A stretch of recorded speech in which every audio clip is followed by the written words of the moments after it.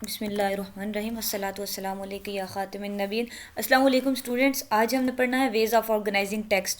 ये हम काफ़ी पिछले भी लेक्चर से वेज़ ऑफ ऑर्गेनाइजिंग टेक्स्ट, अपने टेक्स्ट को, कंपोजिशन को, ऐसे को ऑर्गेनाइज करने के तरीके तरीके हम पढ़ रहे हैं। लेकिन अभी हमने लास्ट टाइम लीनियर पढ़ा, अब हमने ये स्पेशियल रिलेशनशिप्स एंड क्लासिफिकेशन इसमें पढ़ेंगे। इसको देखते हैं ये क्या होता है।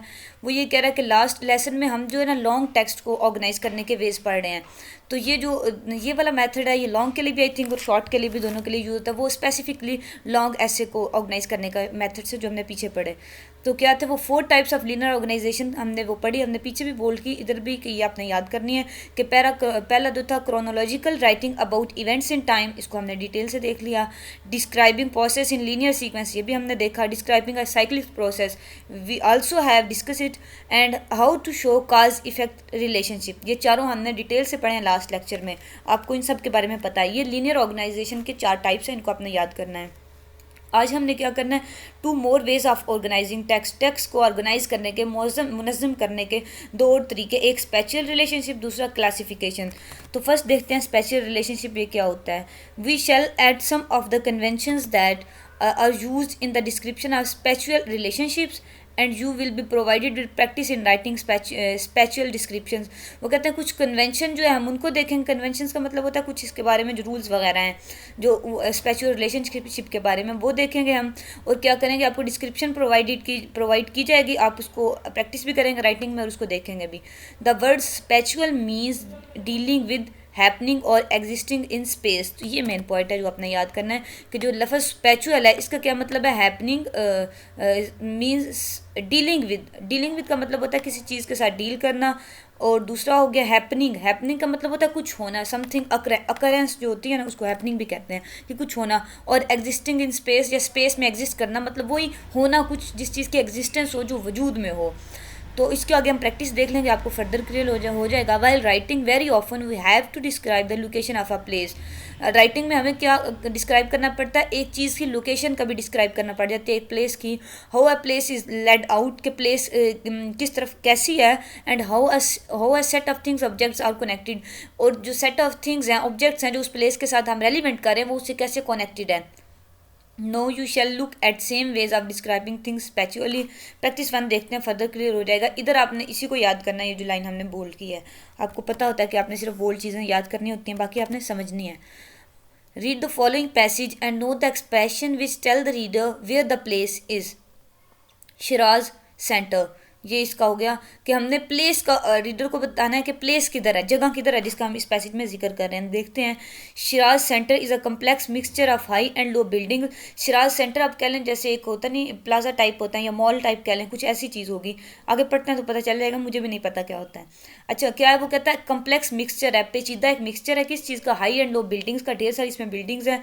ऑन एज ऑफ शाह दर्रा and the adjoining locality of Gujranwala, कि शाह दर्रा जहाँ ख़त्म होता है लाहौर का, वो एक लास्ट उसके एंड पे, उसके आखिरी किनारे पे, एज का मतलब होता है आखिरी को जो किनारा है उधर। And the adjoining locality of Gujranwala, और गुजरांवाला सिटी जहाँ से स्टार्ट होता है ना, वहाँ ये वाक़या है शिराज सेंटर। ठीक है। Just to the north east of Lahore, Lahore की इस नॉर्थ ईस्ट में, इसको क्या कहते हैं, ईस्ट वेस्ट नॉर्थ मशरक़, हाँ शमाल मशरक़ी, शमाल मशरक़ जो लाहौर की साइड है ना, उस वक्त उस साइड पे, ईस्ट वेस्ट पे। Okay. although the site itself was industrial wasteland, के जो साइट है, ये जो शिराज सेंटर की साइट है, या नॉर्थ ईस्ट जो साइट है लाहौर की, ये कौन सी है, ये इंडस्ट्रियल जोन कहलाता है। लेकिन क्या, it is in the heart of residential district. Residential district होता है जहाँ रिहाइशें हों, कि रिहाइशों का जो ज़िला है वो इसका दिल है, ये जो जगह है ना। आल्दो कि ये इंडस्ट्रियल जोन है, लेकिन फिर भी ये रेजिडेंशियली भी ये बहुत इंपॉर्टेंट है। Along one side of it run a rail track, उसके एक साइड पे जो रेलवे पटड़ी है वो जाती है। But in every other direction it is surrounded by बंगलाज and double storey apartment. दूसरी साइड पे, एक साइड पे रेलवे पटड़ी है और दूसरी साइड पे बंगले हैं, ढेर सारे अपार्टमेंट्स हैं, फ्लैट्स हैं और ये सब कुछ। Both Shahdara and Gujranwala are fairly prosperous areas. दोनों ये जो एरियाज़ हैं ये क्या हैं, खुशहाल एरिया, फेयरली प्रॉस्पेरस, अच्छे खुशहाल एरियाज़ हैं। बट गुजरांवाला इज़ पर्टिकुलरली, लेकिन गुजरांवाला ख़ास तौर पर has undergone extensive industrial development. Gujranwala एक इंडस्ट्रियल सिटी भी है, उसमें वो कहता है कि यहाँ वो एक्सटेंसिव इंडस्ट्रियल डेवलपमेंट, मतलब उसमें बहुत सारी इंडस्ट्रियल डेवलपमेंट, इंडस्ट्री के हवाले से तरक्की जो वो गुजरांवाला सिटी में हुई है। Okay, there are basically two ways of organizing description. इसकी डिस्क्रिप्शन नहीं है यहाँ, ओके नहीं है, हम इसको खुद ही डिस्कस कर लेते हैं कि हमने इस एक्सप्रेशन को देखना था और हमने नोट क्या बात करनी थी कि रीडर को प्लेस के बारे में कैसा बताया जा रहा है। प्लेस असल में जो उसने बताना है वो शिराज सेंटर है, लेकिन उसको कैसे एडजॉइनिंग किया गुजरांवाला लोकेलिटी के साथ, शाहदरा के एंड पे, फिर लाहौर के नॉर्थ वेस्ट पे, फिर उसने कैसे एक्सप्लेन किया ना, मतलब प्लेस को एक्सप्लेन करने के बारे में आपको यहाँ बताया जा रहा है कि अगर आपने अपने टेक्स्ट में किसी प्लेस का रेफरेंस देना है, उसको एक्सप्लेन करना है, तो ऐसे आप टोटली अच्छे तरीके से एक्सप्लेन करें ताकि जो रीडर है उसको कम्प्लीटली अंडरस्टैंड हो जाए, उसके लिए वो ग्रेस्प कर जाए कि आप क्या कहना चाह रहे हैं, आपका कॉन्सेप्ट वो समझ जाए। ठीक है, अब आगे आके basically two ways of organizing a description of place, कि किसी जगह की डिस्क्रिप्शन उसके बारे में बताने के लिए किसी प्लेस को जब आप मेंशन करें अपने टेक्स्ट में, उसके दो तरीके हैं। कौन कौन से? One way is to describe the place as if it was being seen from the air. एक तरीका ये है bird's eye view. Bird's eye view ये एक इडियम है, इसका ये मतलब है कि एक तरीका ये है कि आप उसको इस तरह डिस्क्राइब करें जैसे वो हवा में वो बंदा उसको देख रहा है, मीन्स आप उसका एक इमेजिनरी इमेज ना उसके सामने, एक इमेजिनरी कॉन्सेप्ट उसके सामने रख दें। जब ये पढ़ रहा है, अब जिस बंदे ने लाहौर या शाहदरा या गुजरांवाला देखा है तो उसके माइंड में चल रहा है, अच्छा उस जगह पे करके उधर ऐसे होगा, उधर साइड पर रेलवे लाइन है, फिर बंगलाज हैं और डबल स्टोरी अपार्टमेंट्स हैं, फ्लैट्स हैं, सारा मतलब एक एयर में उसके लिए पिक्चर बन जाती है एक माइंड में ना। एक ये तरीका होगा। दूसरा तरीका है the other is to describe it from the point of view of a walk through it, which is known as pedestrian views। pedestrian होते हैं पैदल चलने वाले जो होते हैं ना, उनको कहते हैं pedestrian। वो कह रहा है एक तरीका तो ये है कि एयर में वो उसका इमेज क्रिएट करे, और दूसरा ये तरीका क्या, point of view of walk through it, कि आप उसको ऐसे बयान करें जैसे आप उसमें से गुजर रहे हैं, चल रहे हैं। आप कह रहे हैं भाई एक साइड पे ये हो रहा था, दूसरी साइड पे ये हो रहा था, ये ऐसे हो रहा था, वो बंदे इस तरह कर रहे थे, मतलब बिल्कुल ऐसे कि वो पढ़ने वाले को ये लगे कि वो खुद पेडिस्ट्रियल व्यू है, मतलब वो खुद वहाँ से जा रहा है और वो उसको इतनी कीनली ऑब्जर्व कर रहा है। मतलब आप टेक्स्ट को ऑर्गेनाइज इस तरह कर दें कि पढ़ने वाले को ये लगे कि वो खुद उसमें से जा रहा है। ठीक है, ये two ways of description of place, इनको भी आपने मेमोराइज करना है और इनकी डिटेल भी। ठीक है, होप सो आपको इनकी दोनों की समझ आ गई होगी। अच्छा नेक्स्ट देखते हैं the sentence Afghanistan is land lock country, कि ये जो सेंटेंस है कि अफगानिस्तान लैंड लॉक्ड कंट्री है। लैंड लॉक्ड कंट्री का मतलब होता है कि उसको कोई मतलब उसके साथ जो है ना कोई समुंदर वगैरह या ऐसी चीज़ें नहीं अटैच होती जिसके साथ वो अपना कर सके, मतलब एक लॉक्ड कंट्री है। वो पाकिस्तान के थ्रू अपनी मतलब इसको तजारत कह लें या ऐसी बहरी रास्ते हैं ना जो वो उसके साथ नहीं अटैच होते, तो एक लैंड लॉक कंट्री, ऐसा कंट्री जिसके साथ बहरी रास्ते अटैच है ना, मतलब पाकिस्तान के साथ तो गवादर पोर्ट है और समुंदर है और ढेर सारी इससे तिजारत वगैरह ये सब कुछ हो जाता है। तो पाकिस्तान लैंड लॉक नहीं है, जो लैंड लॉक कंट्री होते हैं ना उसके जिसके साथ ये सब अटैच ना हो, बहरी रास्ते जिससे वो अपनी तिजारत वगैरह कर सके। खैर, सीम्स टू अबाउट अफगानिस्तान। अच्छा ये सेंटेंस है Afghanistan is land lock country, ये क्या, ये हमें ऐसे नज़र आ रहा है कि ये अफगानिस्तान के बारे में, जाहिर है अफगानिस्तान के बारे में ये। In this case Afghanistan is also the subject of the sentence. हमने लास्ट लेक्चर में भी सब्जेक्ट का जिक्र किया था ना, सब्जेक्ट आइडेंटिफाई किया था, उसको सब्जेक्ट को या जो एजेंट भी उसको कहा गया था। तो यहाँ भी वो यही कह रहा है कि अफगानिस्तान जो है इस सेंटेंस में सब्जेक्ट भी है। सब्जेक्ट ऑब्जेक्ट वर्ब का भी आगे आपको, अगर आपका लेक्चर होप्स आगे होगा, अगर ना हुआ डिटेल से तो इंशाल्लाह अलहदा वीडियो बना के ना मैं आपको एक बार अलहदा से समझा दूंगी। वैसे ये बेसिक कॉन्सेप्ट्स हैं, मुझे उम्मीद है कि आपको पता होगा। मैंने आपको लास्ट लेक्चर में बताया कि सब्जेक्ट वो होता है जो काम करने वाला होता है, जो डूअर होता है, जो काम कर रहा हो। तो अच्छा जिस जो मतलब एक ना एजेंट होता है आपके सेंटेंस का। अच्छा अफगानिस्तान लैंड लॉक कंट्री है, अच्छा काम क्या है इसमें, लैंड लॉक होना। अब है कौन, अफगानिस्तान है, मतलब अफगानिस्तान डेफिनेटली हमारे यहाँ सब्जेक्ट है, तो यहाँ भी यही बता रहा है कि अफगानिस्तान इस सेंटेंस में सब्जेक्ट भी है। However in the sentence to the east lies Pakistan, to the east is not the subject. अब अगेन ये क्योंकि सेंटेंस ऐसा है ना, इसको आप इसके स्ट्रक्चर पर गौर करें। To the east lies Pakistan, के मशरिक की तरफ लाइज पाकिस्तान, पाकिस्तान वाक़या है। किसके मशरिक की तरफ भला, कि जो बात है जिसका जो सब्जेक्ट एजेंट है वो तो बताया नहीं है ना। अगर आए ना to the east of Afghanistan lies Pakistan, कि अफगानिस्तान के मशरिक की तरफ पाकिस्तान है, फिर तो हम समझें कि अफगानिस्तान या सब्जेक्ट हो गया। अब वो कह रहा है मशरिक की तरफ पाकिस्तान वाक़या है, किसके मशरिक की तरफ, अगेन वही बात कि इसमें सब्जेक्ट नहीं है, एजेंट नहीं है, डूअर नहीं है इस सेंटेंस में। यही बात आगे कर रहा है, is not the subject but it is very important information as it locates the Pakistan the position of Afghanistan in terms of some reference point which we already know. वो ये कह रहा है कि आल्दो इसमें सब्जेक्ट नहीं है लेकिन ये हमें एक इम्पॉर्टेंट इन्फॉर्मेशन दे रहा है। जो विदाउट सब्जेक्ट सेंटेंस है या ये फ्रेज़ है, ये हमें इन्फॉर्मेशन क्या दे रहा है कि लोकेलिटी बता रहा है हमें पाकिस्तान की कि अफगानिस्तान के वो किस साइड पे है। ये एक इम्पॉर्टेंट हमें इन्फॉर्मेशन दे रहा है। समझाना वो यही चाह रहे हैं कि आप अगर प्लेस का जब जिक्र करें तो might be subject is there और नॉट देयर, ठीक है। दोनों तरीके से आप प्लेस को, असल में तो आपने इंफॉर्मेशन डिलीवर करनी है ना, कि आप बताना क्या चाह रहे हैं ये यहाँ लोकेलिटीज़ की, वो आप बात डिलीवर करते हैं सब्जेक्ट हो या ना हो, दोनों चीज़ों में ये चलता है, ठीक है। To the north, to the west Afghanistan, to the east, ये पता नहीं क्या है, यही हो गया ना कि टू द नॉर्थ इस जानिब, नॉर्थ की जानिब, वेस्ट की जानिब Afghanistan, to the east east की जानिब। वो ऐसे ही बता रहे हैं कि इन सब में भी जो हमारा सब्जेक्ट है वो प्रेजेंट नहीं है, वही बात जो ऊपर वाले सेंटेंस में हमने देखी है। प्रैक्टिस 2 देख लेते हैं। Read the following text and see which is easier to understand. आपने ये बताना है कि इनमें से आसान कौन सा है जो आपको अच्छे से आसानी से समझ आ रहा है। I live in Quetta, the capital of Balochistan is Quetta. मैं कोयटा में रहता हूँ, बलूचिस्तान का capital Quetta. A part of Pakistan is Balochistan, और बलूचिस्तान पाकिस्तान का हिस्सा है, बात ख़त्म। दूसरी बात जो है, I live in Quetta, it is the capital of Balochistan, Balochistan is a part of Pakistan. Definitely दूसरे वाला ज़्यादा अच्छे से क्लियर हो रहा है ना आपको कि मैं कोयटा में रहता हूँ, the capital of Pakistan is Quetta, a part of Pakistan is Balochistan. और इसको देखें, it is the capital of Balochistan. इस सेंटेंस को, पहला तो ठीक है ना, दोनों सेम है, इसको और इसको आइडेंटिफाई आप करें, सो इनको कंपैरिजन करें आप इसका कि कैपिटल, बात एक ही डिलीवर हो रही है लेकिन सेंटेंस स्ट्रक्चर असल में आपको समझाना चाह रहे हैं। मैं आपको बताती हूँ इसमें कि the capital of Balochistan is Quetta, कि बलूचिस्तान का जो कैपिटल है वो कोयटा है, और it is the capital of Balochistan, ये बलूचिस्तान का कैपिटल है। एक तो उसने इट यूज़ कर लिया यहाँ प्रोनाउन, कि कोयटा कोयटा बार बार आई, ये भी ठीक नहीं है ना, उसने इधर यूज़ कर लिया इट, प्रोनाउन यूज़ हो गया। ये आपने पढ़ा है कि प्रोनाउन यूज़ करने से सेंटेंस का जो स्ट्रक्चर है वो अच्छा हो, ज़्यादा इफेक्टिव बन जाता है। और दूसरी बात यहाँ ये कि the capital of Pakistan is Balochistan is Quetta. अब द कैपिटल ऑफ बलूचिस्तान, ये फजूल में एक लंबा उसको कर रहा है ना, मतलब खींच के लेके जा रहा है, और यहाँ it is the capital of Balochistan, बात ख़त्म कि ये बलूचिस्तान का कैपिटल है। मतलब ये ज़्यादा समझाना ये चाह रही हूँ कि इसमें प्रोनाउन यूज़ हुआ है, सेंटेंस स्ट्रक्चर इस तरह है कि ये ज़्यादा ईजियर टू अंडरस्टैंड है इसकी निस्बत। और लास्ट हम सेंटेंस को भी देख लेते हैं कि a part of Pakistan, Pakistan का एक हिस्सा है, इस बलूचिस्तान, बलूचिस्तान।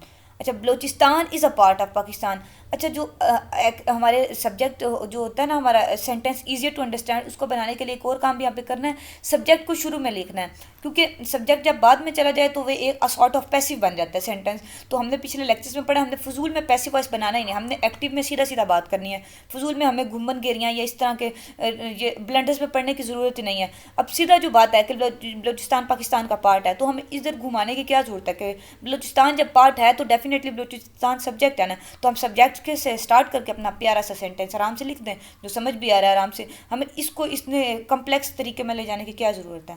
मतलब ये है कि जो नीचे वाला लाइन, जो नीचे वाला टेक्स्ट है वो ज़्यादा ईजी है अंडरस्टैंड करने के लिए, ईजियर टू अंडरस्टैंड है। Practice 3. Read the spatial description of Lahore and underline the location expression that are used to guide the reader through the description. हमें क्या करना है कि लाहौर की स्पेशल डिस्क्रिप्शन के बारे में पढ़ना है, नीचे दी हुई है, तो अंडरलाइन क्या करनी है, लोकेशन करनी है जो एक्सप्रेशन रीडर को गाइड करने के लिए इसमें डिस्क्रिप्शन में दिए गए हैं पैराग्राफ में। Lahore the old and modern city, पुराना और मॉडर्न का मतलब होता है जदीद शहर। The hub of the old city of Lahore is the spacious Minar-e-Pakistan grounds which used to be called Minto Park, the place where the historic Lahore resolution demanding the creation of Pakistan was made in 1940।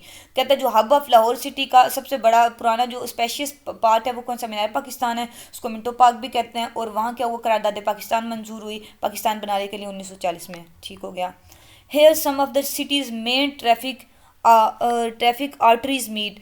वो कहता है कि यहाँ जो city की main traffic arteries होते हैं ना, रगें, आर्टरीज एंड वेन्स, तो वो कह रहे हैं ट्रैफिक की जो रगें हैं ना वहाँ मेन सिटी में यहाँ मिलती हैं। लाहौर में, यानी कि to the south west of the park are the, sorry Lahore में नहीं, इस मिंटो पार्क वाली जगह पे, इस जगह पे जो मेन सिटी की ट्रैफिक है वहाँ ज़्यादा इस जगह पे होती है। अच्छा, to the south west of the park are the old Mughal buildings, इसके पार्क के मिंटो पार्क के साउथ वेस्ट वाली साइड पे पुरानी मुगल बिल्डिंग्स है। The Badshahi mosque built by emperor Aurangzeb, Aurangzeb के जो बादशाह था उसके दौरे हुकूमत में बादशाही मॉस्क तामीर हुई। अगर आपने देखा है पाकिस्तान तो ये सारी बातें आपको समझ आ रही होंगी। Okay, the old fort dating back to emperor Akbar, पुराना एक किला भी है, वो उसकी तारीख पीछे जाती है, अकबर जो सल्तन अकबर की जो दौरे हुकूमत था उसकी बादशाह थी उसमें, यानी कि वो उसमें तामीर हुआ था। The first Mughal ruler, Akbar first Mughal ruler भी था। As well as the famous de'Montmorency college of destroy, ये पता नहीं क्या है, famous demos sorry de'Montmorency college of dentistry, ये कोई कॉलेज उधर होगा लेकिन मैंने सुना भी नहीं है, पढ़ा भी नहीं है, पहली बार पढ़ रही हूँ। खैर वो ये कह रहा है कि एक फेमस वहाँ कॉलेज भी है, कुछ ऐसा ही है इसका मतलब। Okay, to the north east is the depleted river Ravi, और नॉर्थ ईस्ट वाली साइड पे क्या है, रावी रिवर बहता है। To the north west of the park is the tomb of Ali Hajveri, Hazrat Data Ali Hajvery रहमतुल्लाह अलैह का मज़ार पुरनवार भी नॉर्थ वेस्ट साइड पे है पार्क की।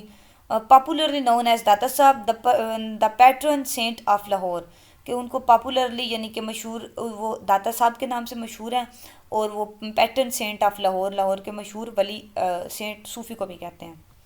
Okay, just beyond Data Sahib are located the district and session courts, Data Sahib से थोड़ा सा बियॉन्ड जाएँ तो आपको क्या कचहरियाँ मिलेंगी, डिस्ट्रिक्ट एंड सेशन कोर्ट्स हैं वहाँ।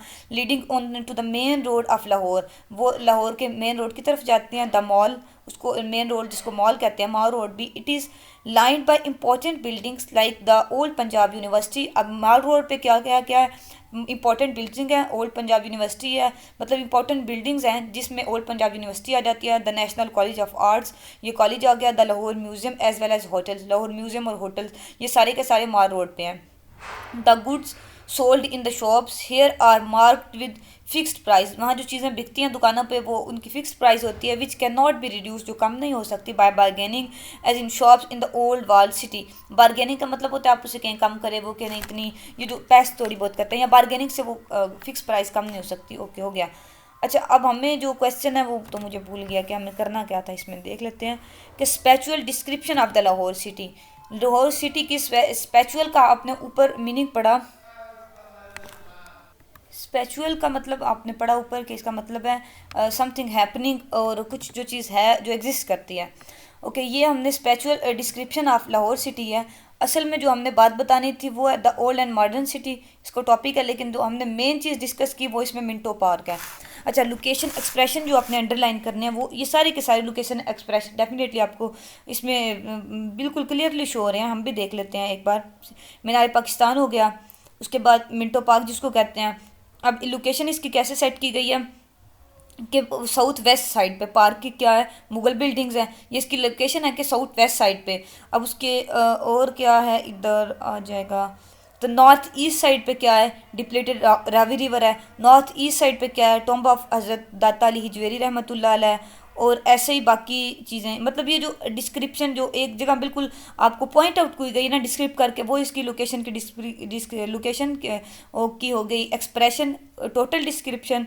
और क्या करना है, ये सारी डिस्क्रिप्शन जो है असल बात ये समझनी है कि ये रीडर को गाइड कैसे कर रही है, मतलब एक एक चीज़ बिल्कुल डिटेल से बता के पढ़ने वाले को, जिसने लाहौर नहीं भी देखा ना तो उसको भी पता चल रहा है कि इस साइड पे, मतलब उसके माइंड में एक मैप बन गया ना। अगर ये मीनार पाकिस्तान खड़ा है तो इस वेस्ट साइड पे इधर थोड़ा सा जाके ये टॉम्ब ऑफ हज़रत दाता अली हजवेरी रहमतुल्लाह अलैह, और फिर उसका ये मीनार पाकिस्तान के इधर जाके यहाँ बादशाही मस्जिद होगी, यहाँ कायद आज़म का इलामा इकबाल का मज़ार होगा, वो जहाँ जिक्र तो नहीं है लेकिन वो भी उधर ही है। अच्छा, यहाँ वो फोर्ट होगा जो ये लिखा हुआ है, उसके बाद ये आगे मार रोड होगा टॉम से आगे, फिर वहाँ ये सारी बिल्डिंग्स बनी होंगी जो इधर मेंशन है, फिर ये पंजाब यूनिवर्सिटी और ये सारी चीज़ें, मतलब एक माइंड मैप बन जाता है। इस समझाने का प्रैक्टिस का ये मतलब है कि अगर आपने लोकेशन अपने कंपोजिशन में ऐसे में यूज़ करनी है तो आपने उसको इस तरह से ब्रीफली एक्सप्लेन कर देना कि जिसने वो लोकेशन से जिसकी कभी जान पहचान नहीं, या उसने वहाँ नहीं गया या नहीं सुना नहीं देखा, तो उसको आपके टेक्स्ट से आप उसको इस वे में ऑर्गेनाइज करें कि उसको क्लियर हो जाए कि ये लोकेशन, ये जो राइटर है मुझे ये समझाना चाह रहा है।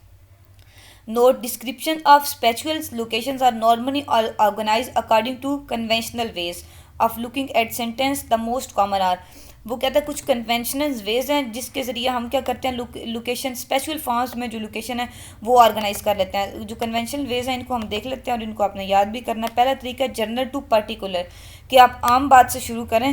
अब किसी आम बात से शुरू करें. अब आम बात ऊपर जैसे हमने देखा मीनार पाकिस्तान से बात शुरू हुई है, लेकिन पर्टिकुलरली आगे वो एक एक चीज़ को डिस्कस करता गया, पॉइंटेड करके आपको समझाता गया. तो दूसरा है होल टू द पार्ट, कि आप पूरे पार्ट से शुरू कर लें. मतलब आप मेन लाहौर से शुरू करें ना, लाहौर के इस वजह पे ये है ये है ये है, मतलब होल पार्ट पूरे पार्ट को पकड़ के उससे शुरू कर लें. अच्छा, लार्ज टू स्मॉल, बड़े से छोटे की तरफ चलें. इसका भी ये मतलब है कि जो मेन फेमस प्लेस है उससे आप फिर नॉन फेमस या जो लेस फेमस है उसकी तरफ चलते जाएं, लार्ज टू स्मॉल की तरफ. अच्छा, आउटसाइड टू इनसाइड. अब अगर ये लाहौर सिटी है ना तो आप इसके आउटसाइड से पहले शादरा शुरू करें. मतलब गुजरात जहाँ पे ख़त्म होता है तो वहाँ शादरा है, शादरा से आगे ये है ये है ये है. मतलब बाई से शुरू करें अंदर, फिर मेन सिटी में मॉल रोड तक आप इसको डिस्कस करें. मतलब आउटसाइड से शुरू करके अंदर तक जाएँ. और एक तरीका टॉप टू बॉटम. अब ये लाहौर वाली एग्जांपल में तो नहीं आ सकता टॉप टू बटन, लेकिन अगर कोई आपकी और ऐसी प्लेस शो हो रही है जिसमें आप ये मेथड ऑर्गेनाइज करने का ये वे यूज़ कर सकते हैं, फिर उसमें आप ऐसे यूज़ करें top to bottom. Left to right vice versa. Left to right मतलब बाएं से दाएं, या वाइस वर्सा का मतलब है इससे उल्ट यानी कि दाएं से बाएं. ये सारे तरीके आपके हो गए कन्वेंशनल वेज ऑर्गेनाइज करने के आपके टेक्स्ट को. The main points is to be consistent. Main point यह है कि आप कंसिस्टेंट रहें. इसका ये मतलब है कि आप जो बात कर रहे हैं, जो आपका मेन पॉइंट है, जो फोकस है, उसके साथ आप कमिटेड रहें, उस पर कंसिस्टेंट रहें. ये ना हो एक सेंटेंस में आप कुछ और बता रहे हैं, अगले में आप कुछ और बता रहे हैं. सेंटेंस तो डेफिनेटली डिफरेंट होंगे, लेकिन असल पॉइंट है आप जिस चीज़ की लोकेशन को मेंशन कर रहे हैं ना, हर पॉइंट का, हर सेंटेंस का उसके साथ एक कनेक्शन, एक लिंक, एक रिलेशनशिप एस्टेब्लिश करें, तो तभी आप कंसिस्टेंट रह पाएंगे. What ever convention you choose, वो कहता है कोई भी कन्वेंशन इसमें से यूज़ करें, should be consistent and you should use it through out so that reader में नॉट गेट कन्फ्यूज.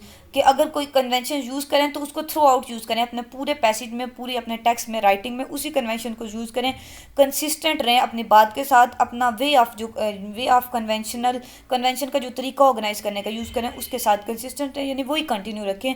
बार बार ये ना हो पहले आप लार्ज से स्मॉल की तरफ चल रहे थे, फिर आगे 2-3 सेंटेंस लिख के आप उल्टा आने लग गए हैं जी. अब आप स्मॉल से लार्ज की तरफ शुरू कर लिया, या ये तो आउटसाइड से आपने फिर शुरू कर लिया, उसको उधर ही छोड़ के. ऐसे नहीं, ऐसे ज़्यादा आपका जो रीडर है वो ज़्यादा कंफ्यूज हो जाएगा. आप एक वे चूज़ करें, उसके साथ कंसिस्टेंट रहें, पूरे अपने राइटिंग में, कंपोजिशन में वही वे उसके साथ मतलब स्टक विद रहें. Ways of classifying things. अब अगर चीज़ों को क्लासीफाई करना है तो उसके क्या तरीके हैं. How to relate classification to the conventions of writing and to practice writing text based on classification. मतलब क्लासिफिकेशन कह लें कि किसी चीज़ को क्लासीफाई अगर आपने टेक्स्ट में किया गया है, आपका टेक्स्ट क्लासिफिकेशन से रिलेटेड है, तो आप उसको कैसे ऑर्गेनाइज करेंगे. One of the easiest way to organize things is to look for relationship among objects or ideas and arrange them according to their similarities and difference. वो कहते हैं सबसे एक आसान तरीका जो है ऑब्जेक्ट क्लासिफिकेशन को करने का, कि आप रिलेशनशिप अमंग ऑब्जेक्ट एंड और आइडियाज़, अगर आप ऑब्जेक्ट्स की क्लासिफिकेशन कर रहे हैं, आइडियाज़ की कर रहे हैं, किसी भी चीज़ की क्लासिफिकेशन कर रहे हैं, उनके दरमियान रिलेशनशिप को देखें और उन्हें अरेंज करें according to their similarities and difference. मतलब जो जो उनमें सिमिलैरिटीज़ एंड डिफरेंस है उसके मुताबिक उनको अरेंज करें. प्रैक्टिस देखते हैं, फर्दर क्लियर हो जाएगा आपको. Look at the following set of the words and put them into groups. इनको हमने ग्रुप्स में लिखना है. Anger, love, fear, emotion, envy. अच्छा, गुस्सा, मोहब्बत, डर, इमोशन, एहसासात. एनवे का मतलब होता है जेलसी टाइप जो कंडीशन होती है. ओके, सेकंड वाला देख लेते हैं. Table, menu, waiter, restaurant, cash register. Table का menu, waiter, restaurant, cash register. Next देख लेते हैं ग्रीटिंग्स, अवे, हेलो, हाय, सलाम. कि ग्रीटिंग्स के करने के जो तरीके हैं वो हेलो, हाय, सलाम. Sleep, dream, manage, intelligent, happy, teacher. अच्छा, करना हमने इसमें क्या था, वर्ड्स को ग्रुप में कैटेगराइज करना है. अच्छा, तो पहले सेंटेंस, पहला जो हमारे पास ग्रुप है वो देख लेते हैं कि इसमें जो गुस्सा, मोहब्बत और ये खौफ और एक हसद या इसकी जो कैफियत है, ये सारी के सारे इमोशंस हैं. इमोशन वर्ड का मतलब होता है एहसास. तो ये सारे के सारे एहसास हैं. तो अब ये इमोशन वर्ड जो है, ये एक जो वर्ड है, इसके अंडर ये सारे वर्ड्स आएंगे. मतलब ये सारे के सारे एहसास हैं. हम इसको कैटेगराइज ऐसे करेंगे कि ये ग्रुप इमोशंस का ग्रुप है जिसमें ये सारे के सारे इसके अंडर आ जाएंगे. ठीक है. ऐसे सेकंड सेंटेंस देख लेते हैं. Table, menu, waiter, restaurant, cash register. तो ये सारी की सारी, टेबल भी होता है, रेस्टोरेंट में होता है ना, ये रेस्टोरेंट जो मेन वर्ड है इसके ग्रुप के अंडर ये सारे वर्ड्स आ जाएंगे। मतलब एक रेस्टोरेंट, एक होटल में, एक रेस्टोरेंट में क्या होता है, वेटर भी होते हैं, मेन्यू भी होता है, टेबल्स भी पड़े हुए होते हैं, कैश रजिस्टर भी होता है। ये मतलब ये मेन वर्ड है, ये सारे इसके अंडर आ जाएंगे, ये इनका ग्रुप ऐसे बन जाएगा। और ग्रीटिंग्स अवे, अब ग्रीटिंग्स हम हाय कह के भी करते हैं, हेलो कह के भी, सलाम कह के भी। तो इसमें मेन वर्ड्स ये है, इसके अंदर जो ग्रुप में कैटेगराइज हो जाएंगे ये सारे वर्ड्स नीचे आ जाएंगे इसके, ठीक है। अगेन इसमें, अब इसमें डिफरेंट हमें दिए होंगे, स्लीप, टीचर, मैनेजर, ये सारे अलग अलग हैं, तो इनका हम एक ग्रुप में तो ये कैटेगराइज होने वाले नहीं है, इसलिए हम इनके अलग अलग ग्रुप बनाएंगे। जैसे देखें स्लीप और ड्रीम, ये दोनों रिलेट कर रहे हैं ना एक दूसरे से, एक ग्रुप इनका बन गया कि जब हम सोते हैं तो तभी ड्रीम वगैरह देखते हैं ना, ये मतलब ये रिलेट कर रहे हैं। दूसरा ग्रुप हम बना लेते हैं कि मैनेजर और टीचर का, कि ये मैनेजर और टीचर, मैनेज करना या टीचिंग करना दोनों प्रोफेशन है एक किस्म के, या जॉब्स हैं एक टाइप की, तो इनको हम एक ग्रुप में कैटेगराइज करते हैं।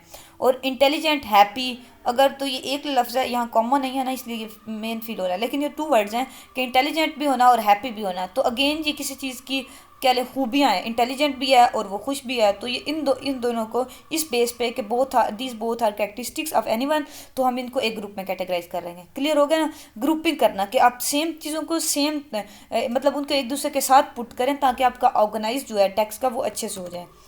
फिफ्थ प्रैक्टिस देखते हैं, the following sentence form a text which refers to the classification charts on fruits, कि ये सेंटेंस जो है चार्ट क्लासिफिकेशन करें फ्रूट्स की। except for the except for the first sentence they are not in the most logical order, के पहले sentence के अलावा देख लेते हैं हम वो क्या है। try to arrange the sentences according to a logical order to form a complete text which fits the organization of the classification chart। अब हमने क्या करना है, इनको लॉजिकल ऑर्डर में पुट करना है। पहले तो हम इनको पढ़ते हैं और फिर हम इनको लॉजिकल ऑर्डर में पुट करेंगे। ओके, ये इतना ही है।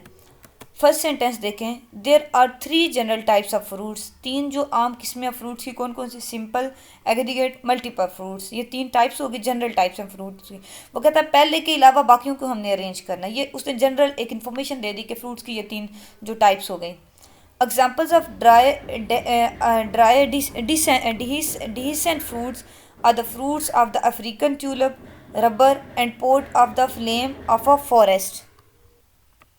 कि जो डिहिसेंट फ्रूट्स हैं वो फ्रूट्स, उनके एग्जांपल में क्या क्या आता है, अफ्रीकन ट्यूलिप के जो फ्रूट्स हैं, rubber port of the flame of the forest, इस फॉरेस्ट के जो रबर पोर्ट है, पोर्ट का मतलब होता है उसके अंदर जो आते हैं रबर के अंदर, और जो इस फॉरेस्ट के फ्रूट्स हैं वो डिहिसेंट फ्रूट्स हैं। ये एग्जांपल उसने बता दिया हमें डिसेंट फ्रूट्स की। अगर हम पढ़ते हैं वो क्या होता है नीचे देखेंगे ना, फिर उसको इसकी एग्जांपल को उसके बाद पुट करेंगे, हमने इसको रेंज तो करना ही है ना।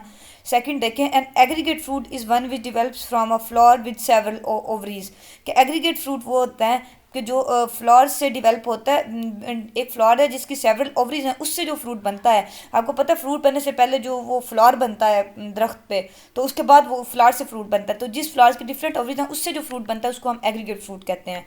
An example of fleshy indehiscent fruit is the papaya, mango and banana। Fleshy का मतलब होता है गूदे वाले जो होते हैं। इनडेहिसेंट फ्रूट्स उसकी एग्जांपल में क्या है, पपाया, मैंगो और बनाना आ जाते हैं। Each ovary develops into a separate fruits, कि हर जो ओवरी है वो एक अलग फ्रूट अब बनाती है। And so a cluster of fruits may arise from the main fruit stalk, तो मेन फ्रूट स्टॉक है जो उसकी स्टॉक क्या उसको कहते हैं, तना है जो फ्रूट्स का, उसके स्टॉक से ढेर सारे फ्रूट्स निकलते हैं। क्लस्टर ऑफ फ्रूट्स यानी कि फ्रूटों का यानी कि फ्रूट्स का, फलों का एक गुच्छा निकलता है, क्लस्टर निकलता है मेन स्टॉक से, क्योंकि ओवरी जो होती है वो डिवेल्प करती है सेपरेट फ्रूट्स को।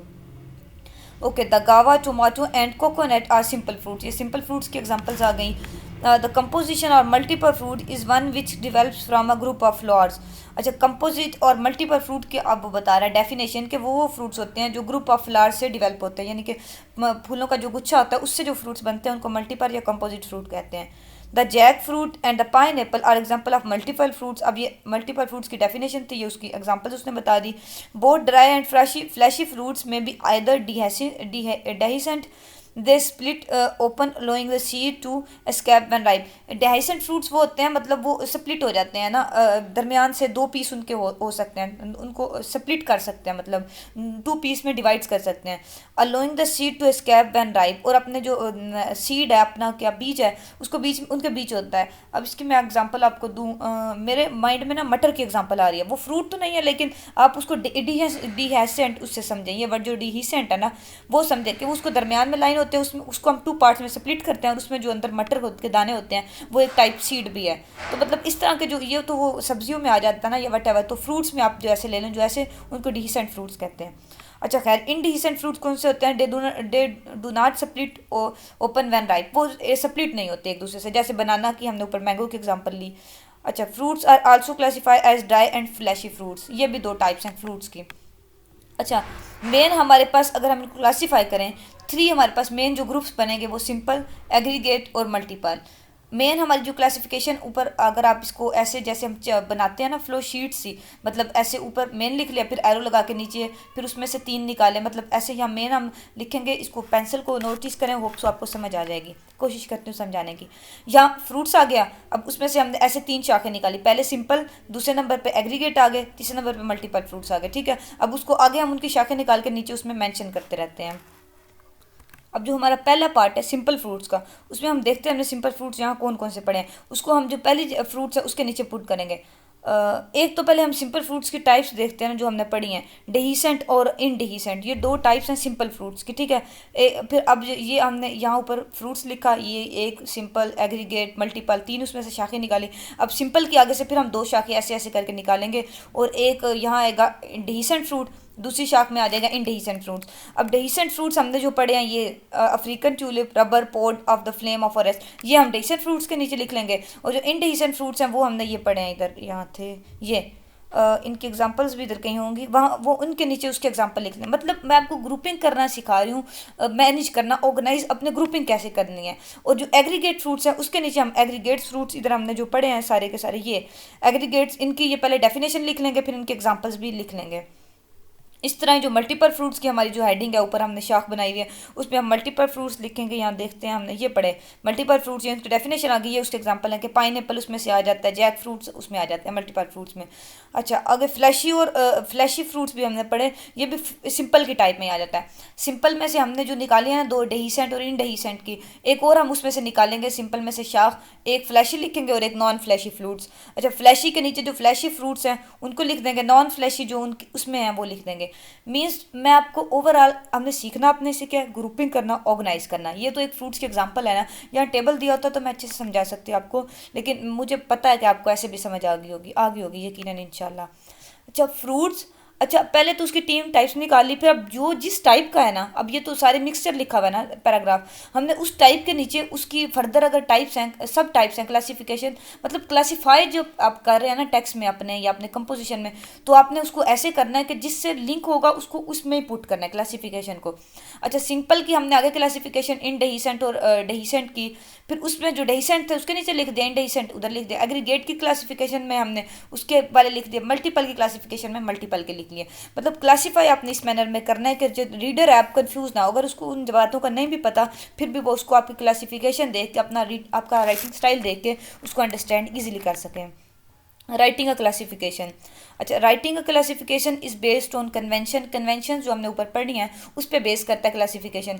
हाउ अदर्स हैव डन, कि दूसरों ने उसको कैसे किया हुआ है, but it is mainly based on your purpose in making the classification, लेकिन जो आपका ये मेनली किस पे बेस करता है, इसकी बुनियाद होती है आपके पर्पस पे, क्या क्लासिफिकेशन आप बनाने का आपका क्या पर्पस है। अच्छा, ऊपर जो हमने क्लासिफिकेशन फ्रूट्स के एग्जांपल देखी, उसमें हमारा ये पर्पस था कि तीनों जो सिंपल और एग्रीगेट और मल्टीपल फ्रूट्स है ना, उनको अलग क्लासीफाई कर दिया जाए, ताकि पढ़ने वाले को पता चल जाए कि ये तीन टाइप्स होती हैं फ्रूट्स की, उसके आगे फर्दर टाइप्स और एग्जांपल्स भी।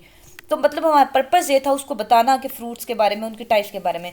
अब पर्पस आपने देखना क्लासिफिकेशन का, अगर ऊपर हमारा पर्पस ये होता ना कि हम किसी डेहिसेंट या इनडेहिसेंट को बोल्ड करना चाहते, फिर हम क्लासिफिकेशन सिंपल से ना शुरू करते, एग्रीगेट से, वो हम वैसे लिख देते, लेकिन हम मेन जो पर्पस है डेहिसेंट और इनडेहिसेंट को मेन अपनी हेडिंग बनाते और उसको क्लासीफाई आगे फर्दर करते।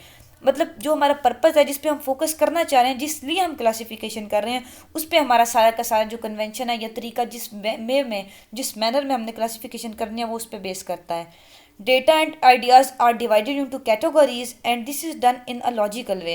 कि डेटा और आइडियाज़ हैं, या ऊपर वाले के जो हमने एग्जांपल पढ़े उसमें फ्रूट्स हमारे थे ना, तो अब फ्रूट्स लॉजिकल वे में आ रहे हैं, मतलब जो सिंपल है वो सिंपल के डेटे में आएंगे, उसकी क्लासिफिकेशन में आएंगे, जो एग्रीगेट है वो उसमें जाएंगे, मतलब लॉजिकल वे में हो रहे हैं, जहाँ उसका लॉजिक बनता है, जहाँ उसको होना चाहिए वो उस वे में क्लासीफाई हो रहा है। Some types of orders are, अच्छा कुछ टाइप्स उसने बताई हैं ऑर्डर्स की आपको, according to time, oldest to nearest. ऊपर तो फ्रूट्स है ना, उसमें टाइम का जिक्र नहीं है, लेकिन अगर आप टाइम के हवाले से चीज़ों को क्लासीफाई कर रहे हैं तो आप टाइम के लिहाज से उनको क्लासीफाई करेंगे। पिछले ओल्डेस्ट से शुरू करें, मतलब 90s से अगर आप टिल नाउ तक कर रहे हैं तो 1990 पहले आएगा, फिर 1995, 2000, 2005, मतलब ओल्ड से शुरू करें और फिर न्यू तक आप आते जाएँ एज पर टाइम। और जनरल टू पर्टिकुलर जब आप करें, आम बात से शुरू करें, ख़ास तक आते जाएं। और अगर स्केल के लिहाज से करें तो स्केल मतलब जैसे वो बढ़ता जाएगा ऐसे इंक्रीजिंग स्केल के हवाले से आप उसको क्लासीफाई करें। Importance, most important to less importance, अगर आप इंपॉर्टेंस यानी कि अहमियत के हवाले से कर रहे हैं तो सबसे अहम चीज़ है जो उसको पहले लिखें, फिर उससे कम, उससे कम, उससे कम, मतलब आप एक ऑर्डर में, एक मैनर में, एक वे में चल रहे हैं। साइज़ के हिसाब से कर रहे हैं तो लार्जेस्ट टू स्मॉलेस्ट, पहले बड़ा साइज़ फिर छोटा, छोटा उससे छोटा। और अगर फेमिलैरिटी के हिसाब से करें, best known to least known, familiarity होता है उसकी किसी चीज़ का कितनी मशहूर है, वो फेमस कितनी है, तो आप जो बेस्ट नाउन है, जो सबसे ज़्यादा फेमस है, उससे शुरू करें, और जो उससे कम, उससे कम, उससे कम, ऐसे उससे कम फेमस, इस तरह पाते जाएँ। तो बच्चों मकसद आपका ये था इधर समझने का, 6 प्रैक्टिस भी है, इसको भी हम देखते हैं कि आपने ऑर्डरली मैनर में क्लासिफिकेशन करनी है। अगर कोई भी ऑर्डर आप फॉलो कर रहे हैं, वो ऊपर वाले जो ऑर्डर्स हैं उनको मेमोराइज भी कर लीजिएगा, कि कोई भी ऑर्डर अगर आप फॉलो कर रहे हैं तो आपने उसको उसी मैनर में, उसी वे में कंसिस्टेंट रह के पूरी राइटिंग में उसको क्लासीफाई करना है, ताकि आपका रीडर आसानी से समझ सके कि अगर आप क्लासिफिकेशन दे रहे हैं तो आपने इस अच्छे तरीके से दी है कि वो उसके लिए ईजियर टू अंडरस्टैंड है। अच्छा 6 प्रैक्टिस देख लेते हैं। सैम्पल है formal education, informal, full time, part time, और यहाँ तो नल है इनफॉर्मल में, और school, college, university, evening classes, short intensive courses, reach based study, और यहाँ के correspondence course, open university, TV broadcast, radio broadcast, adult learning centres, self study courses. अच्छा एजुकेशन सिस्टम बता रहा है आपका कि ये फॉर्मल एजुकेशन सिस्टम है और ये इनफॉर्मल एजुकेशन सिस्टम है, और ये टाइम मेंशन कर रहा है यहाँ पे कि जो फॉर्मल एजुकेशन में उसमें आपको सारा टाइम पढ़ना पड़ता है, आपको सारा टाइम जो है ना एजुकेशन, मतलब इसमें स्कूल, कॉलेज, यूनिवर्सिटीज़ की उसने एग्जांपल बताई हैं कि अब उसने ना क्लासीफाई किया हुआ है ना फॉर्मल को और इनफॉर्मल को। एजुकेशन तो हो गया ना, मतलब मेन क्लासिफिकेशन इसमें फॉर्मल और इनफॉर्मल है। एजुकेशन ऊपर आनी चाहिए, ये हेडिंग है एजुकेशन। अच्छा उसमें से 2 आप हेडिंग्स निकाल रहे हैं, एक फॉर्मल होगी, दूसरी साइड पे इनफॉर्मल होगी, एजुकेशन की टाइप। अच्छा आप फॉर्मल के नीचे लिख रहे हैं कि ये फुल टाइम होती है, और इनफॉर्मल के नीचे लिखना है पार्ट टाइम। ये पार्ट टाइम ना इधर नहीं आना बच्चों, ये इधर आना है इनफॉर्मल के नीचे, ठीक है, ये इधर गलती से आ गया, ये इधर आना चाहिए कि फॉर्मल के नीचे आपने लिख दिया ये फुल टाइम होती है एजुकेशन, इनफॉर्मल के नीचे लिख दिया ये पार्ट टाइम होती है, ठीक है।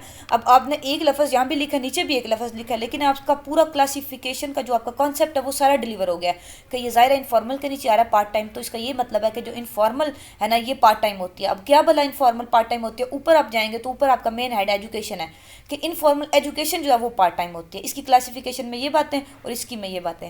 अच्छा अब एग्जांपल बताया कि स्कूल, कॉलेज और यूनिवर्सिटी की जो एजुकेशन है वो फॉर्मल में आ जाती है। इसी तरह जो इनफॉर्मल में उसने एग्जांपल बताई ओपन यूनिवर्सिटी की, मतलब आप घर बैठ के जो पढ़ते हैं, या private education, TV broadcast, radio broadcast, adult learning, मतलब टीवी से आप सीखते हैं, एजुकेशन लेते हैं, इन्फॉर्मेशन गैदर करते हैं, सेल्फ स्टडी कोर्सेज से, ये खुद जो आप बैठ के करते हैं, ये इनफॉर्मल आपका एजुकेशन की टाइप आ गई है। अच्छा evening classes, short intensive courses, research based study, ये जो इवनिंग क्लासेस है ना ये भी फॉर्मल में फॉल करेगा, क्योंकि ये भी आपको एक फुल टाइम दे के पढ़ना पड़ता है।